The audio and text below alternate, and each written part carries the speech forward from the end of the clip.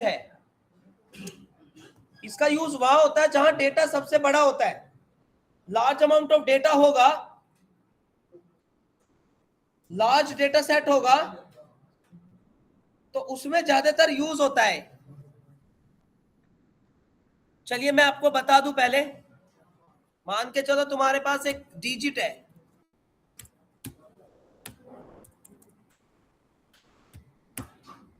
अब मैं आपसे कहता हूं उस डिजिट का सम करके दिखा दो, इस डिजिट का 1 2 3 4 5, मुझे इस डिजिट का सम करके दिखा दो आप। तो आप कैसे सम करोगे बताना?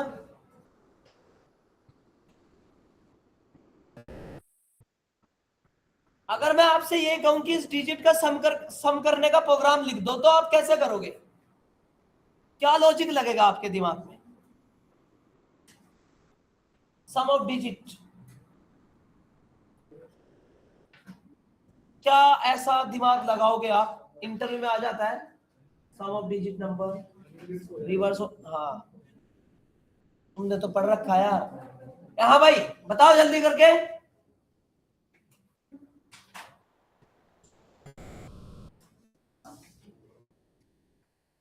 करो, दिमाग तो लगाओ, चैट जीपीटी पे डाल दो, वही बता देगा। कुछ तो दिमाग लगाओ, कुछ तो कहो। कुछ बच्चे इसमें लूप चलाएंगे। हाँ,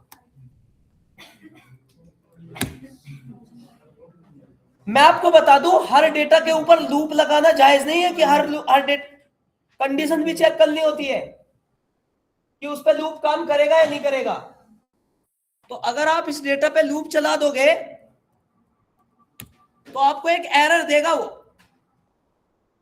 और ये एरर वही होगी जो मैं टॉपिक पढ़ाने जा रहा हूं। वो साफ साफ साफ आपसे बोल रहा है कि इंट ऑब्जेक्ट इज नॉट आइटरेटेबल। जिस पे तुम जिस कोड पे तुम लूप लगाना जा रहे हो वो खुद में ही आइटरेटेबल नहीं है। याद रखना, पाइथन की प्रोग्रामिंग में उसी डेटा के ऊपर लूप लगा सकते हैं जो आइटरेटेबल होगा। अब ये आपके इंटरप्रेटर ने पहले से ही बता दिया कि जिस डेटा पे तुमने लूप लगाया वो आइटरेटेबल नहीं है। तो ऐसे नहीं है कि आप हर जगह हर डेटा पे ही लूप लगाना स्टार्ट कर दो। कुछ डेटा ऐसे होते हैं जिन पे लूप लगता ही नहीं है, जैसे ये डेटा। तो समझ में आपको? और उस केस में उसने कह दिया कि इंट ऑब्जेक्ट इज नॉट आइटरेटेबल, जो डिजिट आप दे रहे हो आइटरेटेबल नहीं है। और मुझे जब तक इस कॉन्सेप्ट का आंसर नहीं मिलेगा, जब तक इसमें लूप नहीं लगे। अगर लूप चल गया तो प्लस हो जाएगा, और अगर लूप नहीं हुआ तो किसी भी हाल में आप इस डेटा का सम नहीं कर सकते। समझ में आपको मेरी बात? और मुझे मेरा टास्क ये है कि मैं इस डेटा को आइटरेटेबल कैसे बनाऊं फिर, मतलब नॉट आइटरेटेबल है ना, तो मेरा टास्क ये है कि ये डेटा एक बार आइटरेटेबल बन जाए तो हो सकता है लूप चल जाए, और लूप चल जाएगा तो फिर तो सम हो ही जाएगा। तो समझ में आपको? आपको पता है ना आइटरेटेबल किसे कहते हैं? जो डेटा सीक्वेंस में हो, इंडेक्स पे हो, उसे आइटरेटेबल डेटा कहते हैं। जैसे लिस्ट का है ना, जैसे टपल का पढ़ाया ना मैंने इंडेक्स पे, जैसे स्ट्रिंग का, वो डेटा हमारा आइटरेटेबल होता है। तो अब आपको इस पे लूप चलाने से पहले आपको ये प्रॉब्लम को फेस करना है कि ये डेटा आइटरेटेबल बन जाए।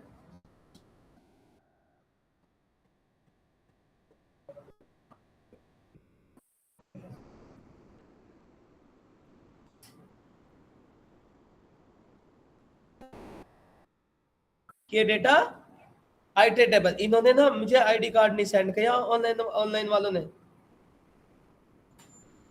ग्रुप में। देश ने तो करा मुझे, बस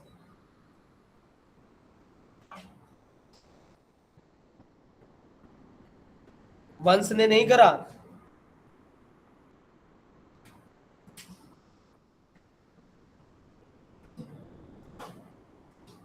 और किसको बोला था मैंने बेटा?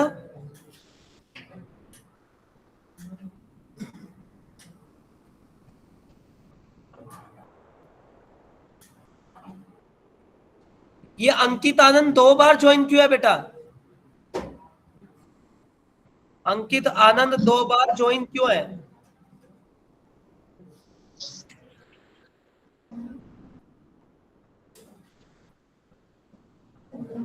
अंकित आनंद और ये हर्षित ने भी मुझको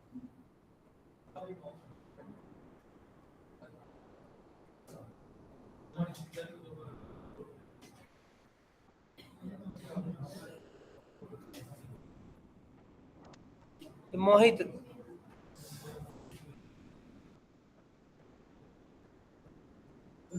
मोहित हाँ जी सर। मोहित ही वंश है क्या ये? ना तो तुमसे थोड़ी बोला मोहित मैंने आईडी कार्ड सेंड करने को? सर, मुझे ग्रुप में ऐड कर दो, फिर भी मैंने कई बार बोला था आपसे।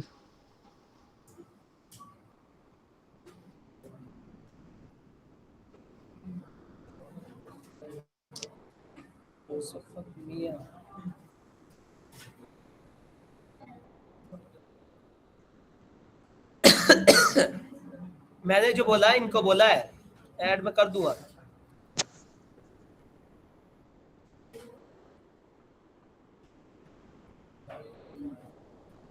ये मुझे ना इसने हर्षित ने नहीं सेंड करी आईडी।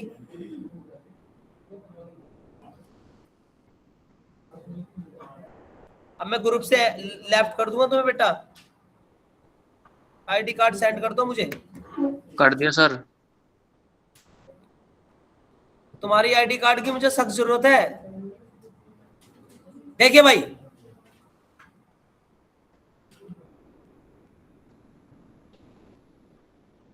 अब ये डेटा हमारा आइटरेटेबल नहीं है। कभी कभी ऐसा हो जाता है एक्सेल की सीट का डेटा नॉट आइटरेटेबल होता है, जिसपे लूप नहीं चलता, और जब जिसपे लूप नहीं चलता तो हम उसे एनालाइज कर ही नहीं पाते, और हम बार बार उस पे लूप चलाने की कोशिश करते हैं और उस पे लूप चलता नहीं है, एरर दे हो जाता है, और बहुत देर बाद समझ में आता है कि ये डेटा आइटरेटेबल नहीं है, लूप चलने का नहीं, और हमारा कॉन्सेप्ट अधूरा रह जाता है जब तक उस डेटा पे लूप नहीं चलेगा, एनालाइज होने का नहीं और डेटा फिल्टर होके आने का नहीं। तो अब सबसे बड़ा क्वेश्चन है कि आइटरेटेबल कैसे किया जाए। अगर आपके साथ किसी भी डेटा के ऊपर लूप लगाने में एरर आए तो 95%, 98% एरर लूप ना चलने की यही होती है। अगर किसी डेटा पे लूप नहीं चलेगा तो एक ही एरर देगा, नॉट आइटरेटेबल। भाई जिस डेटा पे तुम लूप चला रहे हो उस पे नहीं चलेगा, वो डेटा आइटरेटेबल नहीं है। अगर वो डेटा आइटरेटेबल नहीं है तो इसका मतलब ये थोड़ी वो डेटा छोड़ दिया जाएगा, नहीं। अगर आइटरेटेबल नहीं है तो आइटरेटेबल बनाया जाएगा, क्योंकि एनालिसिस तो करना है। अब सुनिए, जैसे इस चीज में प्रॉब्लम आ गई, ये डेटा मेरा आइटरेटेबल नहीं है, लूप चलेगा नहीं है, या ये सबमिशन होने का नहीं बिना लूप के, मुझे क्या जरूरत है? इसे डेटा को आइटरेट करने में क्या जरूरत है? 1 2 3 4 और 5, 1 2 3 4 5, एक का डेटा अलग अलग करना है, ठीक है ना? जब भी तो सम हो गए। तो आप इस डेटा को किस में कन्वर्ट कर दो? स्ट्रिंग। स्ट्रिंग में कन्वर्ट कर दो। अब ये डेटा मेरा स्ट्रिंग में कन्वर्ट हो गया, सुन रहे हो ना? ये डेटा मेरा क्या हो गया? स्ट्रिंग में कन्वर्ट हो गया। अब ये डेटा स्ट्रिंग में कन्वर्ट तो कर दिया मैंने,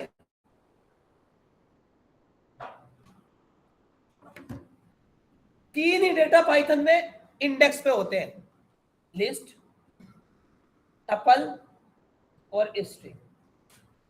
जैसे ही डेटा ये स्ट्रिंग में कन्वर्ट हुआ, देखो इस पे आराम से लूप चल जाएगा आपका।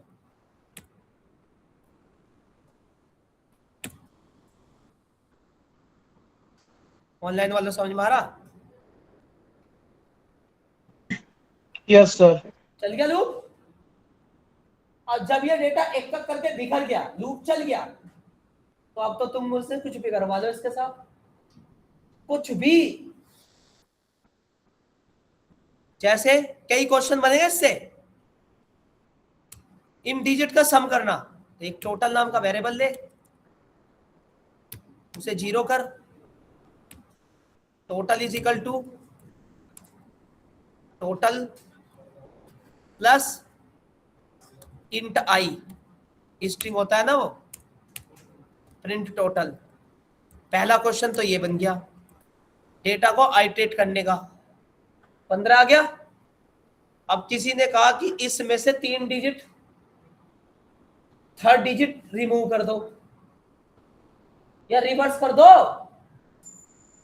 डिजिट का क्या कर दो। ले तो दूसरा क्वेश्चन बना रहा अब मैं, और आई इन ना, रिवर्स तो बिना लूप के हो जाएगा। S is equal to T, starting ending minus, देखो डिजिट रिवर्स हो गई। फिर किसी ने आपसे कहा इसमें से कोई चीज रिमूव कर दो, मतलब एक डिजिट हटा दो। ले, उसमें क्या दिक्कत जा रही है। आप इस डेटा को किस में कर दो, लिस्ट में कन्वर्ट कर दो। अब इसके डेटा के एकक बिखर जाएंगे,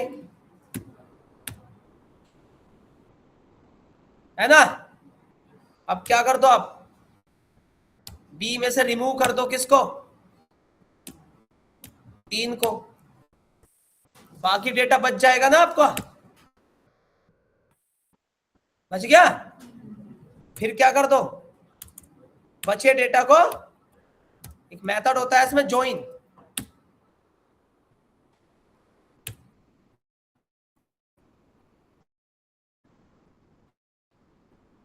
ये देखिए सुन रहे हो ना, ये सब एक इस डेटा को आइटरेट करने की वजह से हुआ सब कुछ। देखो कितने क्वेश्चन हो गए इससे, और भी कर सकते हो। जब तक ये इकट्ठा था तब तक मैं इस डेटा के साथ कुछ नहीं कर पा रहा था, परंतु जब मैंने इसको बखेर दिया, आइटरेशन होने लगा, तो आप इस डेटा के साथ कुछ भी कर सकते हो। अरे ऑनलाइन वालों समझ में आया आपको? Hello, yes sir. Yes yes sir. Sir.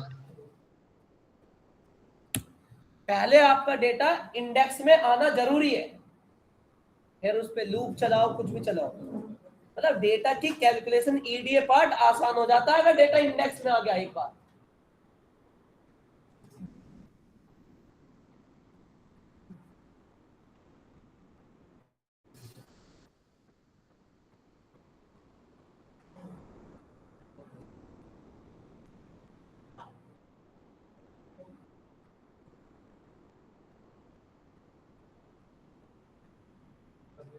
अगर नोट कर लिया, आगे बढ़ू।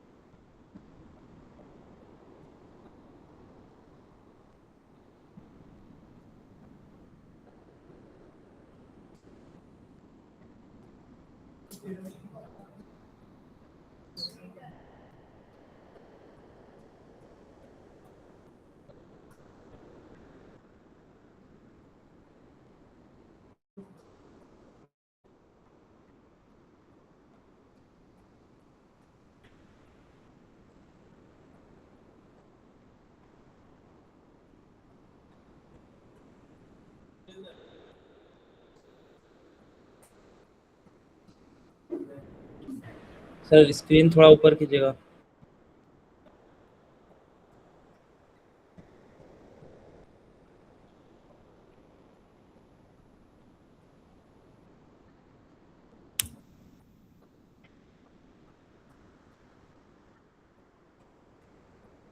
इससे ना बढ़िया क्वेश्चन बन सकते हैं, digit reverse, remove digit, sum of digit, ठीक है, delete delete any digit of list digit, ठीक है।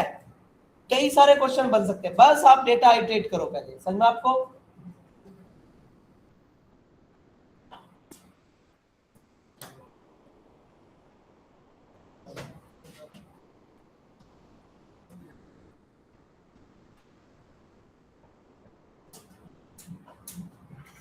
चलिए, आइटरेटर का मतलब क्या होता है? आइटरेटर का मतलब होता है कि आपका डेटा 1 बाय 1 उठाया जाए। जैसे तुमसे कोई कहे, मुझसे ये कहे तुम्हारी क्लास में सारे स्टूडेंट, इनकी काउंटिंग कर दो, तो मैं क्या करूंगा? कोई ना कोई सीक्वेंस तो दूंगा काउंटिंग करने का।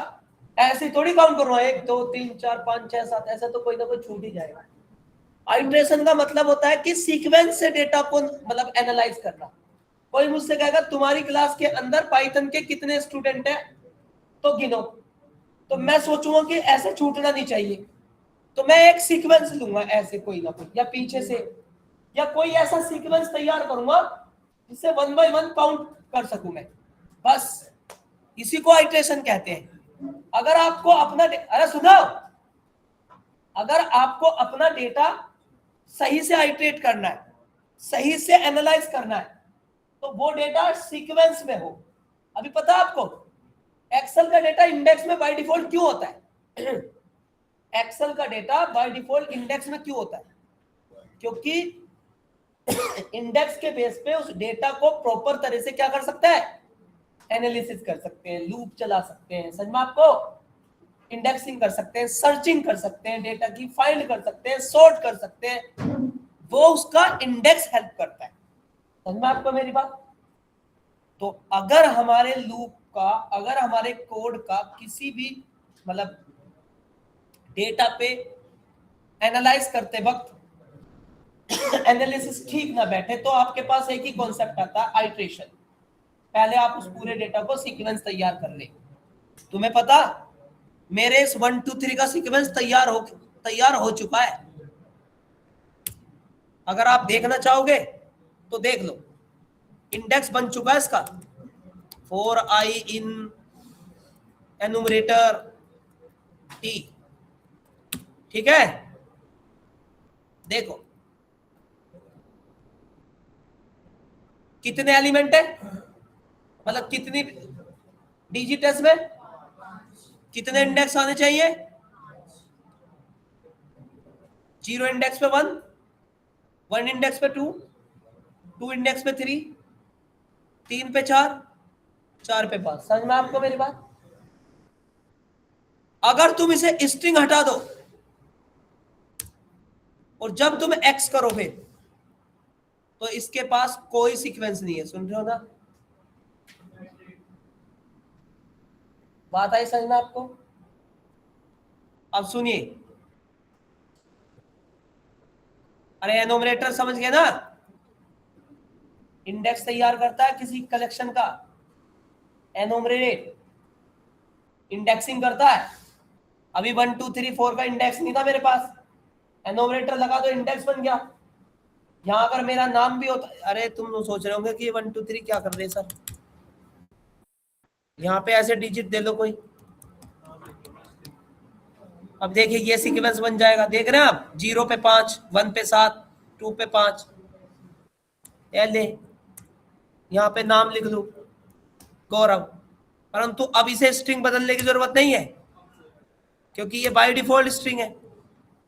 ये देखो, देख रहा जी 0 पे, A1 इंडेक्स पे। बताओ समझ में आपको? इससे ये पता लग रहा है कि ये डेटा आइटरेटेबल है, तभी तो इनोमिनेटर चल रहा है। ठीक, अब सुनिए,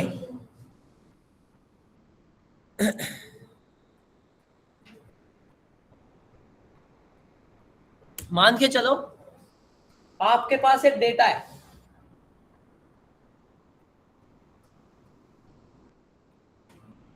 ये लो,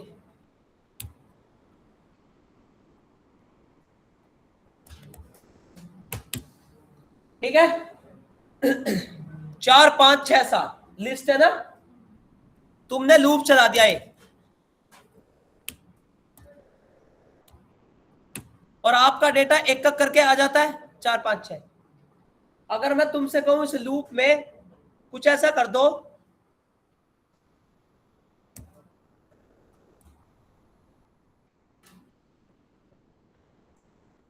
कि 6 छूट जाए, 7 आ जाए, 5 छूट जाए, 8 आ जाए, नहीं हो सकता।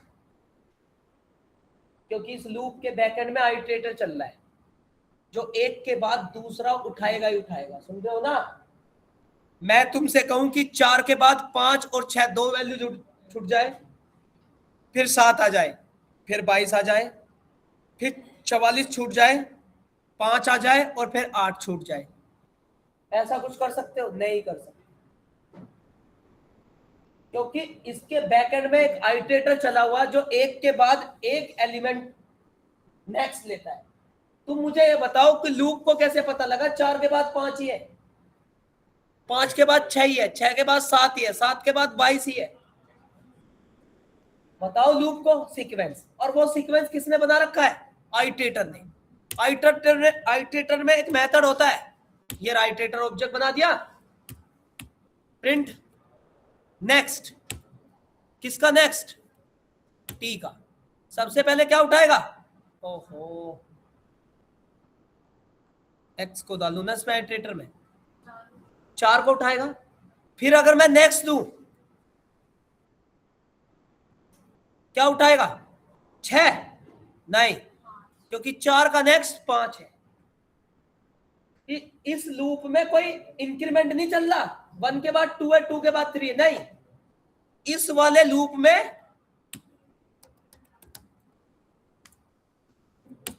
जो पहला एलिमेंट आता है वो अंदर ही अंदर उस पहले एलिमेंट का नेक्स्ट ढूंढता है। अरे समझ लेना मेरी बात। उसे नहीं पता कि 4 के बाद 5 आएगा, उसे तो ये पता 4 आ गया, 4 का नेक्स्ट क्या है? 5 है, 5 का नेक्स्ट, चाहे इसके आगे 200 दी होती, उसे तो नेक्स्ट से मतलब है, नेक्स्ट से। सुन रहे हो ना? उसे नहीं पता एक का इंक्रीमेंट हो रहा है 2-2 का, उसे तो ये पता है ये एलिमेंट आने के बाद इसके नेक्स्ट कौन है, क्योंकि वही आइटरेटर ये नेक्स्ट बताता है। सुन रहे हो ना? समझ में आपको मेरी बात? और देखिए यहां पे मैं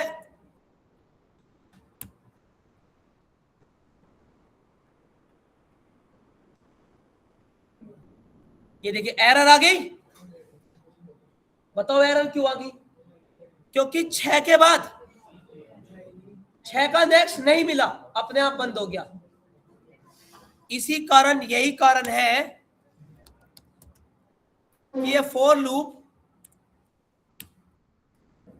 6 एलिमेंट तक प्रिंट करने के बाद अपने आप बंद हो जाता है, क्योंकि 6 का नेक्स्ट नहीं मिलता, लूप बंद हो जाता है। ये बिना रेंज का फंक्शन, बिना रेंज का जो लूप है ये आइटरेटर पे चलता है, और ये बैकएंड में एक एलिमेंट का दूसरा नेक्स्ट ढूंढता रहता है, जब तक मिलता रहता है, जब तक प्रिंट करता रहता है, और जब लास्ट एलिमेंट का नेक्स्ट मिलना बंद हो जाता है ये अपने आप बंद हो जाता है। क्योंकि इस वाले लूप में मैंने कहीं भी ऐसी कंडीशन नहीं लगाई कि तू कहां तक चल, क्योंकि ये लूप वहां तक चलेगा जहां डेटा का नेक्स्ट आना बंद हो जाएगा। बताओ समझ में आपको? ये लूप आइटरेटर पे चलता है। ये आइटरेटर कहां चलाया मैंने?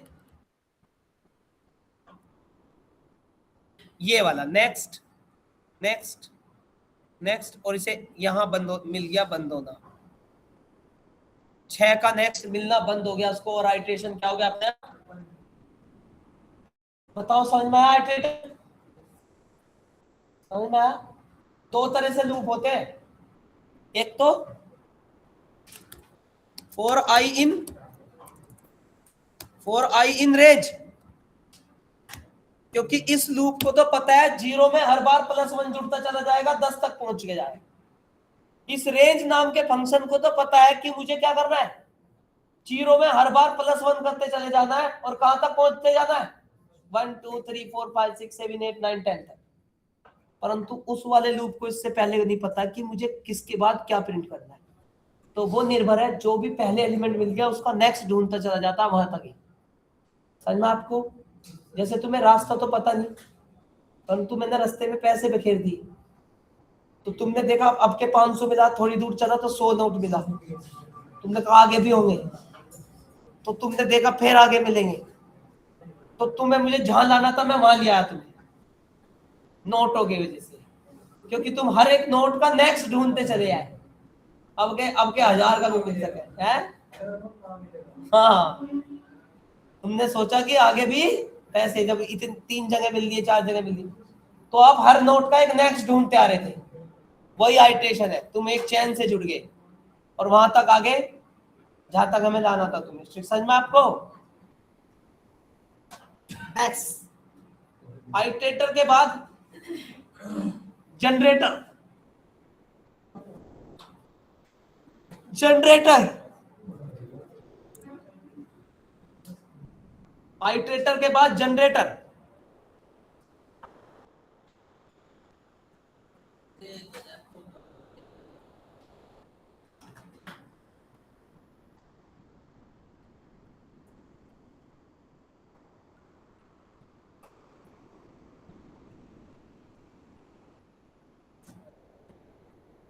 आइट्रेटर के बाद जनरेटर।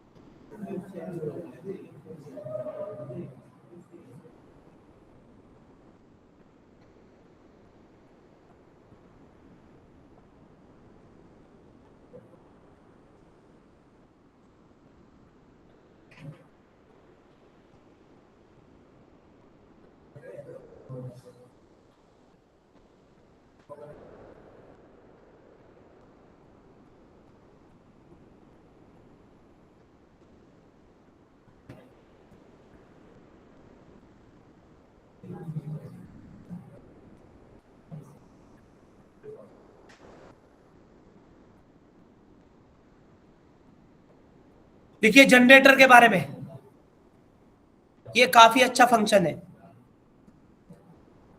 जनरेटर यहां पे लिखिए पहले,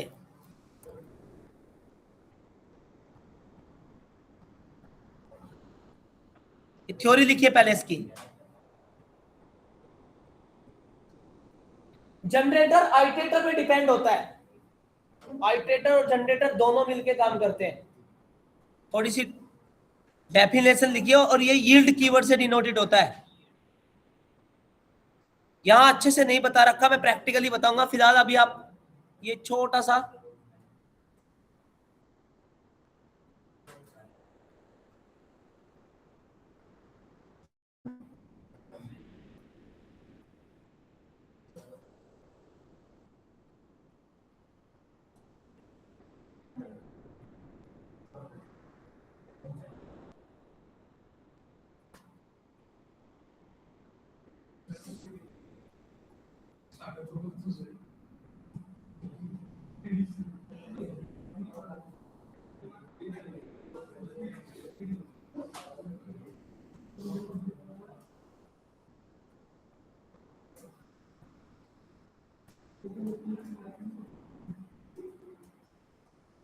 हाँ तो पढ़ने में तो कुछ तेज है ही है, और बात कर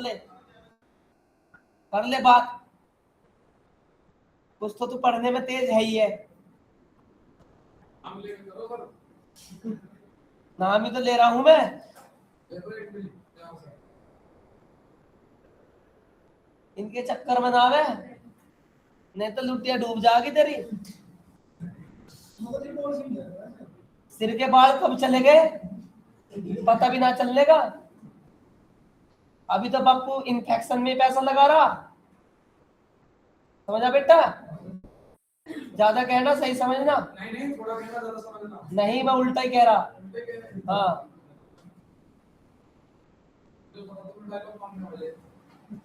समझे ना।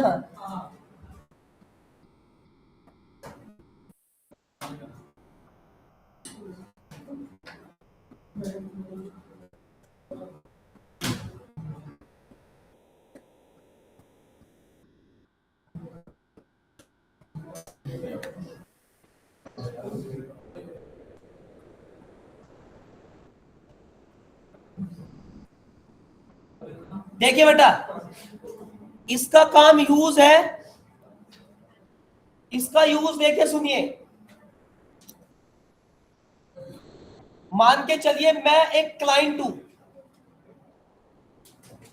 और एक सर्वर है डेटा। अक्सर होता है मुझे एपीआई से डेटा उठाना पड़ता है। कंपनी कोई डेटा एनालाइज करवाती है तो मुझे लिंक दे देती है, एपीआई की दे देती है, और मुझे क्या करना होता है, उस एपीआई की से डेटा उठाना पड़ता है। क्योंकि कोई भी कंपनी आपको डेटा ना डाउनलोड करके नहीं देगी, क्योंकि वो ऐसा कर लेगी तो एनालिसिस खुद ना बन जाएगी। जब भी किसी कंपनी को आपसे डेटा एनालाइज करवाना होता है तो वो ज्यादातर 90% कंपनी आपको किसी भी साइट का लिंक देती है। भाई लो एपीआई हो या यूआरएल हो कि भाई इस लिंक से डेटा उठा के स्टोर करके एनालाइज करके रिपोर्ट बना के दे दो। अब दिक्कत यह है कि वो उस एपीआई से डेटा तब तक नहीं उठेगा तब तक जनरेटर नहीं चलेगा आपका। अगर मैं अपने कोड के अंदर जनरेटर चला दूं तो मैं किसी भी सर्वर से या किसी भी हब से 1 by 1 करके डेटा उठा सकता हूं, इतना कैपेबल होता हूं। बताऊं क्यों? क्योंकि अगर दूसरी जगह डेटा आइटरेटेबल है, मतलब 1 by 1 उठ सकता है, तो मेरा जनरेटर क्या करता है, उसमें उस डेटा को 1 by 1 उठाता रहता है। और कब तक उठाता रहता है? जब तक लास्ट डेटा ना मिले, एक कप करके। तो डेटा आइटरेटेबल है तो मेरा जनरेटर उस डेटा को 1 by 1 उठा रहा है। अगर सामने वाले सर्वर पे पड़ा डेटा आइटरेटेबल नहीं है तो मेरा जनरेटर नहीं चलेगा। सीख लो, ये देखो उसमें डेफिनेशन में यही लिखा हुआ, तुमने लिख तो ली पर पढ़ी नहीं। देखिए, specially types of function return and iterator, right. वो ये कह रहा है कि जहां से भी डेटा 1 by 1 उठाना है, जो भी डेटा वहां पड़ा है वो आइटरेटेबल हो, मतलब सीक्वेंस में हो, तब allowing you to process sequence value one at a time rather than all at once। समझ में आपको?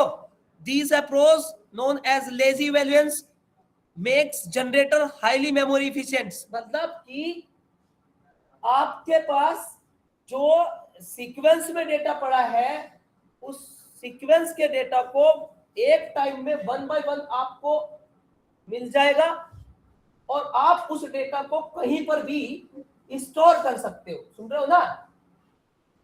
ना समझ में? मान के चलिए, एग्जाम्पल मेरे दिमाग में बहुत बढ़िया आया है, भंडारा हो रहा है, राइट?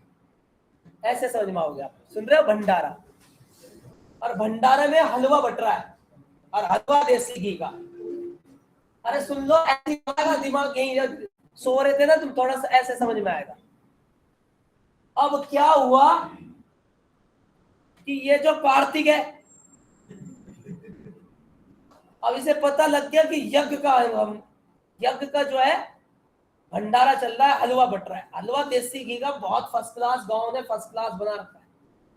अब भाई कार्तिक के घर में 10-15 आदमी है ना, तो कार्तिक एकदम से 10-15 के लिए हलवा नहीं ला सकता गलवा के एक साथ। सुन रहे हो ना कि भाई मेरे घर में 15 आदमी है और मैं 16वां हूं, तो 16 आदमी के लिए हलवा धर दो, क्योंकि कार्तिक को पता 16 आदमी की काउंटिंग करवाते तो तुरंत कर देंगे, भाई तू तो बड़ा भुक्का। सुन रहे हो ना एग्जाम्पल। तो कार्तिक ने सोचा यार लेके तो मैं 15 आदमी के लिए जाऊंगा, मैंने 2 बाल्टी नाच दिया, ठीक है ना। हाँ, यज्ञ में बाल्टी नाच देते हैं ना। तो कार्तिक ने क्या करा भाई साहब, सीक्वेंस वाइज मामला सेट करा है। पहले एक बार लिया, धर आया, फिर दोबारा से लाइन में लगा, फिर धर आया। तो ये क्या है, जब भी हम किसी भी सर्वर से डेटा एकदम से उठाते हैं तो इतना स्टोरेज आपके पास नहीं होता, लिखा हुआ उसमें, ठीक है ना। तो उस केस में हम क्या करते हैं, एक आइटरेटर के साथ जनरेटर चलाते हैं, क्योंकि आइटरेटर तो हलवा वाला है, क्योंकि वो जादुई पुड़िया तो है नहीं कि हलवा वाला कि वो उसमें पुड़िया गिरेगा सारे गांव को एकदम से बढ़ जाएगा, सारे गांव वाले एक एक करके ले जाएंगे हलवा। तो जनरेट आइटरेटर तो चल रहा, पर दिक्कत यह है कि हमें वहां से डेटा एकदम से नहीं मिल सकता हमारे घर के लिए। तो हमने सीक्वेंस तैयार करा एक के बाद, और जब तक 15 लोगों का खाना ना आ गया, जब तक 15 लोगों का हलवा नहीं आ गया, तो हमने आइटरेटर और जनरेटर स्टॉप नहीं करा, हमने वो सीक्वेंस चालू रखा और हमने वो डेटा क्या कर लिया, स्टोर कर लिया 15% के लिए। बताओ समझ में आया नहीं आया ना। तो आइटरेटर यहां इतना है, कार्तिक हलवा नहीं ला सकता था अगर वे आइटरेटर नहीं होते, बांटने वाले एक एक करके ना, वो कहते हैं हम नहीं बांट रहे, तो आइटरेटर नहीं चलेगा, मिल ही नहीं रहा। समझ गए आप मेरी बात। हाँ, लगा कि भाई मिल रहा है, और मिल कैसे रहा, सीक्वेंस से। तो हमें क्या करना, उसी सीक्वेंस से फिर एक एक करके लाना, और तब तक लाना जब तक हमारे पास हमारे हिसाब से डेटा सफिशिएंट ना हो जाए। बताओ समझ में आया दिया। ऑनलाइन वालों हेलो। Yes sir. क्योंकि हम यस सर। हम किसी सर्वर से डेटा एकदम से नहीं उठा सकते, क्योंकि इतना बड़ा स्टोरेज नहीं है हमारे पास कि पूरी की पूरा सर्वर एक साथ उठा के स्टोर कर लिया, नहीं होता ऐसा। समझ में आपको मेरी बात। अब आप जनरेटर पढ़ना, और मैं इसका प्रैक्टिकली एग्जांपल दूंगा। और generator denoted by yield keyword, ठीक है। तो ये क्या करता है, ये आप पढ़ के आना। बस भाई आज के लिए इतना ही।